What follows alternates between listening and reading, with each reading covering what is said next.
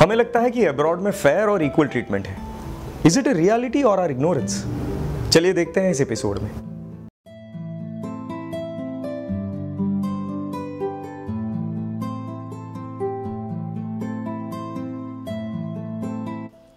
नमस्कार, ज्योत संस्था आपका स्वागत करती है। आइए सबसे पहले देख लेते हैं कि हम किस सवाल पे रुके थे। आप चाहे उतना यूएस वगैरह देशों को डिग्रेड करें, पर यहां पे जो एजुकेशन फील्ड में भी रिजर्वेशन कोटा है वो तो वहां पर नहीं है ना। इंडिया में तो रिजर्वेशन के कारण अच्छे परसेंटेज होते हुए भी रेप्यूटेड कॉलेज में एडमिशन डिफिकल्ट हो गया है।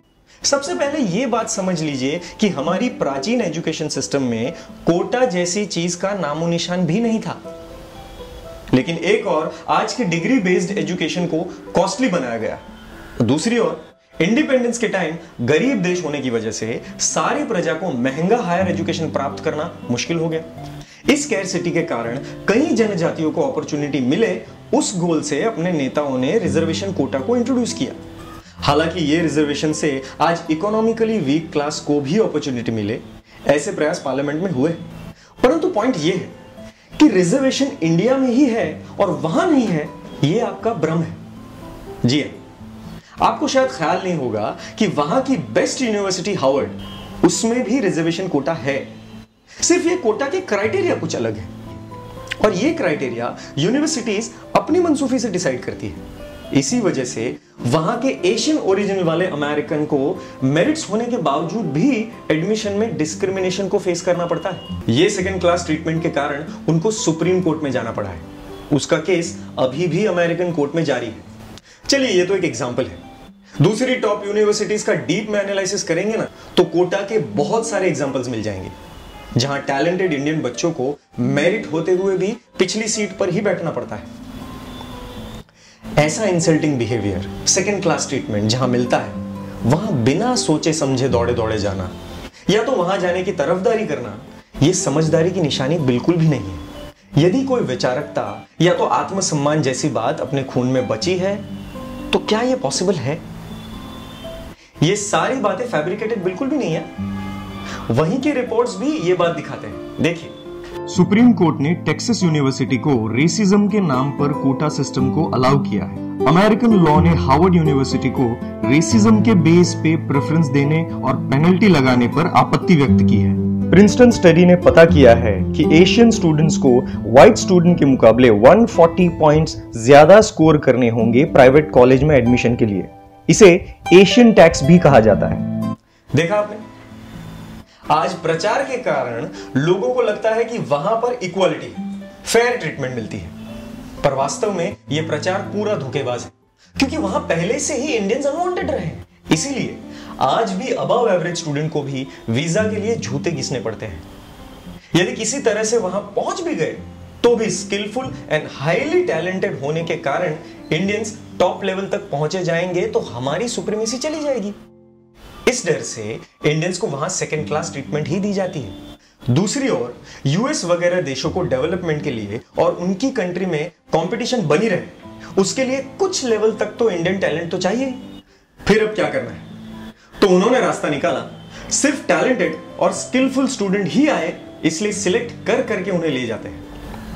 फिर उनके पास अपनी मनचाहे रिसर्च करवाते हैं, उनकी टैलेंट को टूल बना के पूरा यूज कर लेते हैं, लेकिन top secret, top technology, top post तक पहुंचने ही नहीं देते। उनका रोल सिर्फ सपोर्टिंग ही रखते हैं।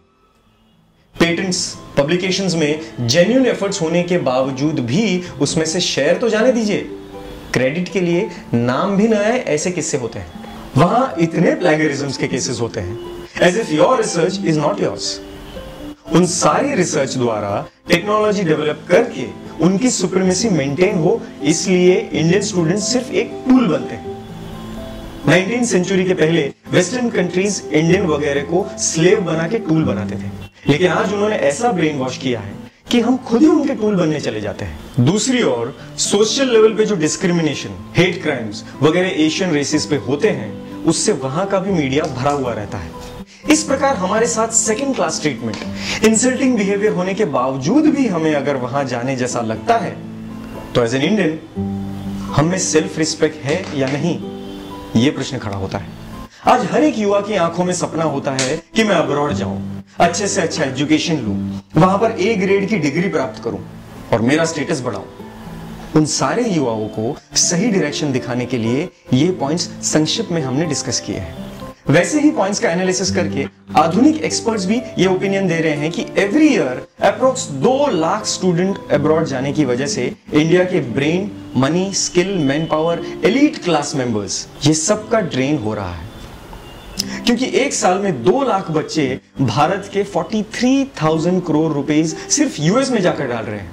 उसके साथ साथ इंडिया के top brain, top skill, top man power, elite class के बहुत सारे नबीरे भी वहीं चले जाते हैं। इन सब के चले जाने के कारण इंडिया को कितना लॉस हुआ है, इसकी गिनती कोई अच्छे इकोनॉमिस्ट से करवाएंगे तो पता चलेगा कि वो लॉस ट्रिलियंस में भी मेजर नहीं हो पाएगा। दूसरे शब्दों में कहे तो इंडिया को इररिपेयरेबल लॉस हुआ है और हो रहा है। तो दोस्तों, इस लॉस में आप सभी को सहभागी बनना है या नहीं, ये सोच समझ के निर्णय करना है। किसी भी बहकावे में आकर लिया हुआ इमेच्योर डिसीजन हम सबके लिए जीवन को हार्मफुल न बना ले, ये ध्यान में रखना है। तो क्या आपका ये कहना है कि जो भी इंडियन स्टूडेंट वहां जाता है वो देश को धोखा ही देता है, वो इंडिया को लॉस में ही डालता है? देखिए, हम अब्रॉड के लिए टोटली बायस्ड है ही नहीं।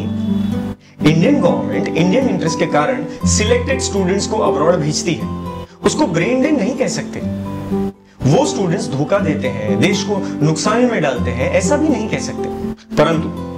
परंतु उस उद्देश्य के अलावा यदि वहां कोई जा रहा है तो पिछले सारे पॉइंट्स उसको लागू होते हैं। अब इस बारे में सोचना हमें। अब हम मिलेंगे अगली सीरीज में, उसमें हम इंडिया और अब्रॉड की संस्कृति के बारे में इंटरेस्टिंग बातें करेंगे। धन्यवाद।